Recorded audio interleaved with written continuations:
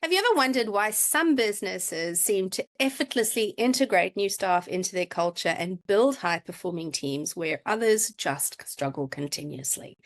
Join us in this episode of the Business Growth Accelerator, where we talk to expert recruiter Kylie Hogan and we dig deep into strategies that can help you as a business owner hire the right people. Welcome, Kylie. It's such a pleasure to have you on the show. Oh, thank you, Ange. It's lovely to be here. If you were a business owner, or if you were sitting in front of a business owner, what advice would you give them to find the right fit for their business? Not just in terms of somebody who fits in with their culture, but somebody who actually is a bit of a go-getter, who steps up and who takes accountability. Because all too often what I'm finding is they will hire people who say the right thing in the interview, they come across well, but then when the rubber hits the road, they just not A, up to scratch, be the right fit in terms of the culture. They're not people who have those values of, hey, I'm going to be accountable for my work. I'm actually going to step up and not just bring you problems, but I'm actually going to solve problems for you. Yeah. So Yeah. what can business owners do? It all boils down to the process and following the process from a recruitment point of view. So that starts very much from how you position the role and how you go to market around that role. You might put an ad up and you look for particular skills and you go to market around very clear about what you're wanting from a particular individual. Then you will go and have you'll have a telephone interview, and then you'll shortlist from a telephone interview, and you'll look for those particular skills. I'll really screen quite hard in terms of those behaviours.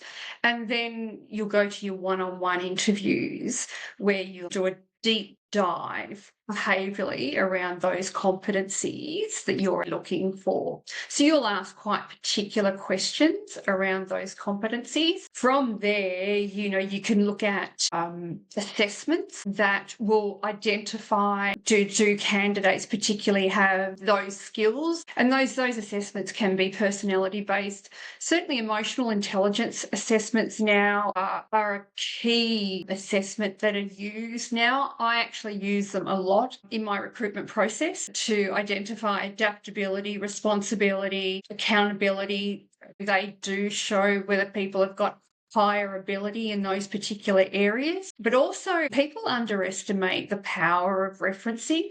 But it's not a chicken flick process. It's actually, it requires great skill to reference and reference properly, and to make sure that you're referencing with the most appropriate person. You really need to make sure that your process is squeaky clean. And then you really set yourself up for success. If that process is aligned all the way through, then you shouldn't have any errors. Also, that's interesting because I've got two questions for you based on that. The first one is I wanted to loop back to references. And I think a lot of Yes. people think a reference is she's given or he's given me this person to phone. I do a quick call. Yep, have a quick chat with them. Of course, they're going to only send me to somebody who's going to give them a good reference. Absolutely. Wouldn't. And you said that there's actually an art to that. So I'm keen to delve into that a bit more. And then the second question I was going to ask you was the importance of culture. But let's just talk about reference for a minute. So I'm keen to find out why you said there's an art to it. What is that art? I've been referencing for 2.5 decades now, and I've started working with a construction organisation. And when I started working with them, just to give you an example, so a very male-dominated industry, and the director said to me, he said to me, Kylie, you don't need to do the references. I know the industry. I'll make the calls. I said, part of my quality process that I deliver to you is I'll actually do the references. And he said, no. I said, how about I'll do one reference and you do the other reference, and we'll see what the outcome is. Said, okay. So we did that, and he showed me his reference and I showed him my reference. My references are 2-3 pages long. His reference was a tick and flick, yes and no. You have to make sure you're referencing with the right people. So it's not a matter of accepting who someone gives you, because it could be anyone. You need to make sure that you're getting the right person and asking the right question. I don't accept people that they haven't reported through to. So a peer is not acceptable. It's about being thorough in your referencing to making sure, because often you give them mobile numbers. And look, I've been caught. This is Jack O'Brien. And I speak to someone, and it's not Jack O'Brien. LinkedIn is a fantastic platform where you see photos and people's roles and where they work. Now you can actually do your referencing from there. So it's a great tool to make sure that you're referencing with the right people. For executive roles, I often reference in person to make sure that I'm referencing with the right person. The client is entrusting that you're going to provide them with the right person, right through to confirming academic qualifications, membership, process. Questions are tailored towards what the client is looking for. What is it about an organization's culture that they're looking for? What is it about accountability that they're looking for? What is it about adaptability that they're looking for? So we really get granular about what is a client looking for. It needs to be relevant, not just, a series of 10 questions that. And close questions as well. Yes, no questions are not that useful by the sounds of it. What do you really want to know from the referee? What is important to you that you want to know about this particular candidate? I've never actually understood that in terms of references. I always thought that it was just a question of ticking the boxes, making sure that this person said that this is what they did and they were okay to work with. But what I'm hearing from you is actually asking that person for examples, for making sure that you know that if adaptability in a high risk situation, for example, is something you value, then asking a very specific question around that is where the art comes through in referencing. And of course, as you say, finding out whether they're genuine references as well, because it could be his mate down at the pub with a burner phone answering questions. Absolutely. And I've said to a number of candidates, we can't proceed any further. This reference is not good enough. On the flip side of that, references have come up not fantastic, but there's been transparency and honesty, and that's been presented to a client. A client's had a look at it and said, that's okay, I've got an understanding of where they're at the moment. I'm prepared to work with that. There's still a perception out there, if people don't get a great glowing reference, that they're not going to get the role. That's not the case at all. Organizations, are really willing nowadays to actually take, people on a journey in terms of their development. They see value in investing in people. So references are a great tool. I think there's a lot of value if they're done the right way and done well. This goes back to the point that I always say to senior leaders is you don't have to be an expert at recruitment, but you need to know enough to make sure that the people doing it for you are doing the right thing. And from what you've said to me now, I would say what you're saying is make sure that your recruiters, whoever they are actually asking the right questions. So holding them accountable as well is another way to make sure you hire the right people. For me, it's about the partnership. It's a really difficult market to get quality candidates. So you want someone who's going to represent your brand and bring great talent to you. You want someone who's on top of what you're doing, your strategy, that can go out there and represent your brand. You want someone that's a partner, a true partner, a trusted partner. They're hard to find. If you've got someone who's working with you that's like that, then invest in them because they will deliver. I could say the same for all consultants. When you've got the right person, they can make your life so much easier. So it really starts getting the right people starts with having the right person helping you to recruit, but then also making sure that the process is right. One thing that you touched on that I'm keen to have a chat about was you spoke about making sure, obviously, that they're the right cultural fit. One of the things I found with owner businesses is that they've grown their business, but they've never paid attention to actually articulating what their culture should look like.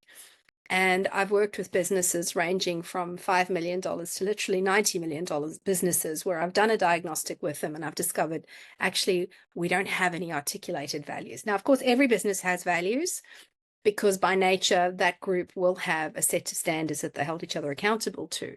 But unless Yes. you articulate those values, I believe, and have them there and actually live those behaviors and encourage living those behaviors, but not just that, also saying, well, these are the negatives that we don't accept. I don't think that you're actually going to be taking the business in the right direction. How can we help business owners understand that even though investing in building that culture initially doesn't have an immediate return, it's incredibly important to make that investment because the long run benefits are there? What would you say? We all know that culture has a huge impact on staff. Culture is defined by the company's mission, values, vision. And if we don't have that in an organization, and if we don't live that, measure that, breathe it, and keep developing that and fostering that and showcasing that as a living, breathing document, then what happens is that you've gone through all that great recruitment, but you lose staff. The cost of turnover on a business is astronomical. So there, you know, how you can equate that is 3 times someone's salary. So if we use a salary of, let's say, $150,000, okay, as a base figure, multiply that by 3. Someone's been in the organization, generally you say between 12 to 18 months. Multiply that by 3, $450,000. If someone turns over in that period, so it's going to cost you $450,000. Now, these are hidden costs. Business owners don't see that this hidden cost. So, but that's basically salary, training, everything that goes into having that person on deck. IP, customer relationships from the business. If you think about everything that person touches, skills, does within a business, and when they leave, that's the cost that's going to have on a business. So if we think about we're not investing in our culture, we're not developing our culture, and we have, you know, a small company where we've got 20 people and we have 20% turnover, what's that going to cost a business? It's huge, especially with when you look at their margins. So it's interesting you say that because one client that I've had had 10 staff, and now that they've sold the business, they're starting to expand. And I think obviously the multinationals taken over. I don't work with them anymore after having worked with them for 4 years. But one of the fears that I have is that because it's a company that develops software, they really are nothing more than this collection of people and their culture that works in a way that produces these great products.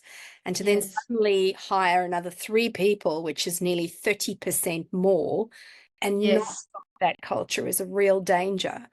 That absolutely. great culture. And one of the things we did when I started working with them was we articulated some values and we really created up with a great vision and mission, because story that I always tell is the story of John F. Kennedy going to NASA, and he's walking down the corridor and there's a guy with a broom coming, and he could clearly see the guy was a janitor, but Kennedy said to him, "What do you do here?" And he stopped and had a conversation, and this man very proudly said to him, "My job is to help put a man on the moon."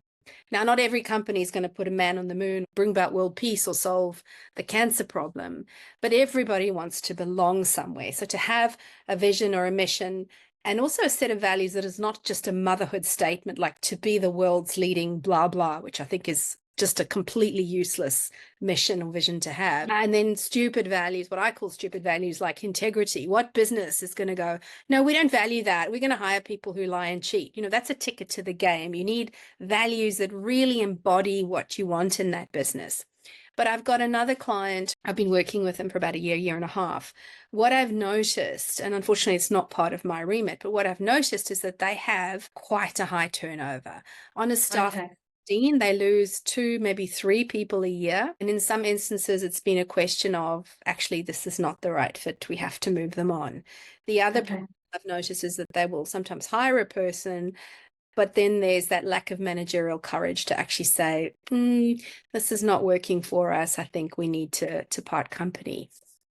And I think what they don't realize, and this has been an eye-opener for me from what you've said, is that it costs them 3 times that salary. Yes. A huge, huge number, particularly now in an environment where people are saying, look, we've got to tighten our belts. We've really got to be careful about how we spend as well. So I think we're completely on the same wavelength. I went to a panel discussion last week where you had 3 operational experts speaking, and this issue of culture came up. And one of the guys said, culture, it's such a motherhood statement, just hire fast and it's not a problem. There's loads more people out there. So, don't worry about that. Culture's not important. And I was like, oh my goodness, this is just, I can't hear this. How can he tell this room of 60 people not to worry about culture and hire fast and fire fast? Because there is a tremendous cost. And it's not just the 3 times. It's also, you've got your staff watching this. If you just keep bringing people in and firing them, what does that actually say about your business?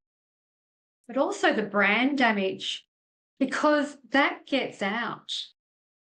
I've been working with an organisation for 18 months. They're an iconic Australian company, and they've had brand damage, and they were struggling to find talent because of that turnover, which came from the top. The CEO was very much, people were a commodity. We had to change the thinking and work with the board around people aren't a commodity.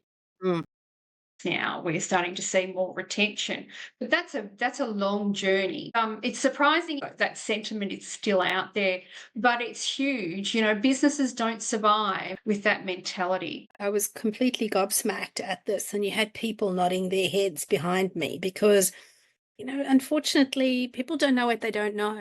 So also we have this confirmation bias where we tend to look for information that reinforces what we think.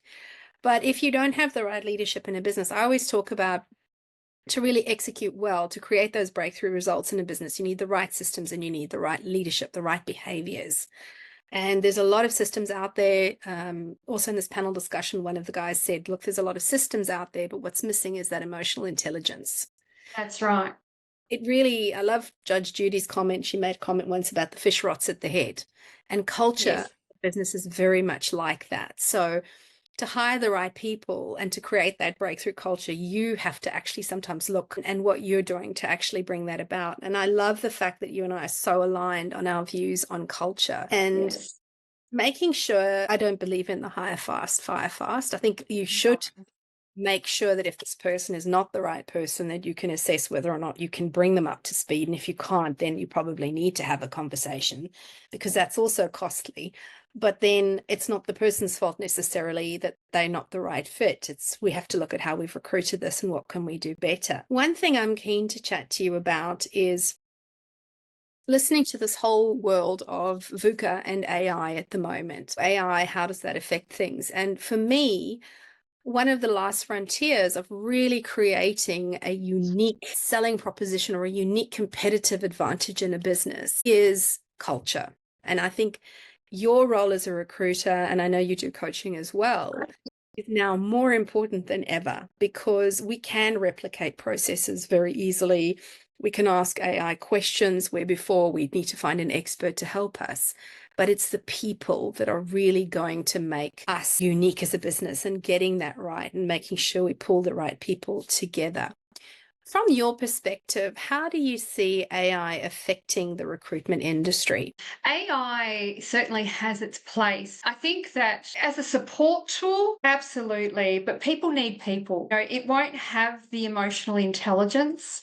It won't have the empathy that people need and want. I think we'll certainly will see change. It creates certainly efficiency. I use it in my business, but I think you need to be very careful how you use it and tailor it towards your business. Where it comes to people and your interaction with people element you can't take away. So can you use it for interviews? Can you use it for referencing? Those type of things? No. No. I'd be horrified if we started seeing AI do those type of things. In terms of creating content for interviews, then yes, but perhaps it's just me. I like to put my touch on things. Yes, I'm a little bit old school. Well, there's that human element, right? And whilst apparently when you've done enough calculations where there is an element of predictability to human behavior, there's also subtle nuances that That's exactly right. it's like a steam engine. It's coming and we have to use it. It's never going to replace the human element. And the thing is, AI at this point is highly, highly logical. If human beings were all highly, highly logical, we'd be a planet of Spocks, but we're not. We're more like a planet of Homer Simpsons. And you need to be able to lead people in a way that is adaptive and that does have that emotional intelligence. And I think now more than ever, it seems that those human skills, those what I call heart skills around how do you develop resilience, how do you self-regulate, those are going to become more important than ever. Yeah, you're spot on. So in terms of being able to read behavior and read body language, those things can only be done through human interaction. You take that away and then you lower your success rate. Research has shown that as people move from a middle manager level to a senior manager level, a lot of those skills drop off because people get assessed on their ability to deliver the bottom line, not necessarily on their ability to manage people and to have those self-regulation, resilience attributes. From my perspective as a consultant, what I'm therefore seeing is that those elements are becoming more important than ever as you progress up a business.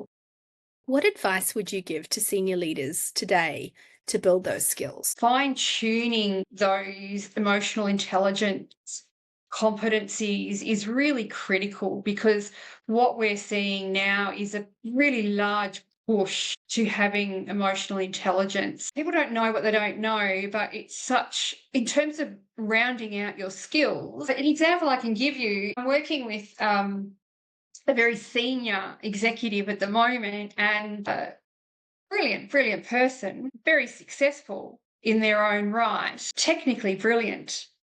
From an emotionally intelligent point of view, there's opportunity for development. Where that takes this individual is on a journey of great success in rounding out those competencies. So of adaptability, flexibility, empathy, you're unstoppable at that level. So and it makes you very attractive to boards.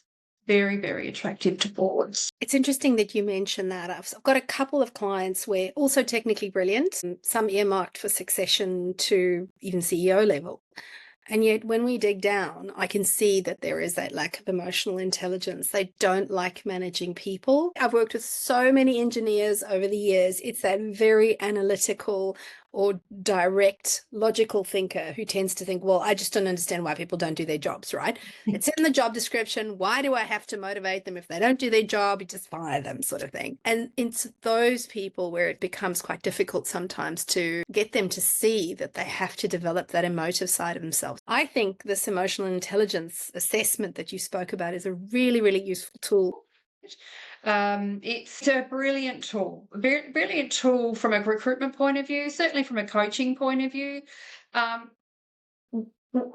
I'm using it more and more because you find that people that are more technically minded, less likely to want to, they just get on with the job, basically. And you find accountants, engineers, as you said, in those type of discipline type of roles are more inclined to be that way. It's not to say that they can't or won't move along. It's just that their skills are higher competencies in other areas. So it's just about balancing those skills. And there's no right or wrong. It's just taking them on a journey to actually increase their emotional intelligence, which effectively makes their job much, much easier and enjoyable. And I imagine it would make it much easier to hire the right people because as you become aware of these particular skills, and you can even see in yourself how you're strong at something, or you're still developing something, or you used to be poor at something, but you've worked on it,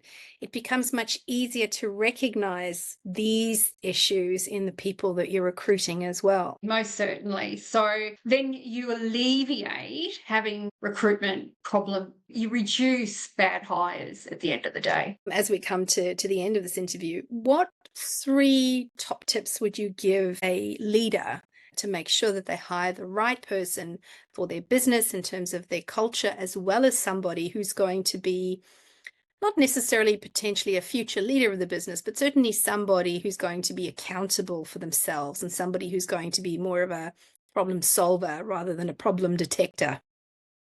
Follow a thorough, robust recruitment process. It really is critical. So make sure you have a really good framework in place. Don't take shortcuts. It is crucial that what is delivered throughout the recruitment process is confirmed through the referencing. And you reference with people that you have identified through direct reports that you have. That is essential. And the last one, I think it is critical that they do align with your culture. Avoid hiring people that have come through friends. I've seen it time and time again that so and so has referred someone and it's an easy hire because you may not have to pay a recruitment fee or. So really, if I had to summarize that, it would be the complete opposite of hire fast, fire fast. Do your homework, use the right process, make sure you hire someone to culture, and even if it takes an extra few weeks, it's worth it. Absolutely. I would not hire fast, fire fast. I think you set yourself up for failure. Kylie, it's been an absolute joy to talk to you today. Thank you so much. One thing that struck me is that how would a leader know whether they've got the right recruitment process or not? To me, it makes sense just to touch base with you, even if you've got a recruiter in place, but have a quick conversation with you to say, hey, Kylie, this is what we're doing at the moment, or what do you think the right process would be? How can someone get in touch with you? Directly through my website, which is www.kyliehogan.com.au, or LinkedIn, Kylie Hogan on LinkedIn. So either of those 2 platforms is great. If nothing else, then just talk about the process and make sure that you're doing the right thing by your business, because I know how many of you are so frustrated with staff, and you will never be able to scale your business for sale and create linchpin redundancy if you are continually dragging your people along and having to do the work for them. Kylie, thank you so much for today. And to our viewers, we will see you next week in another episode.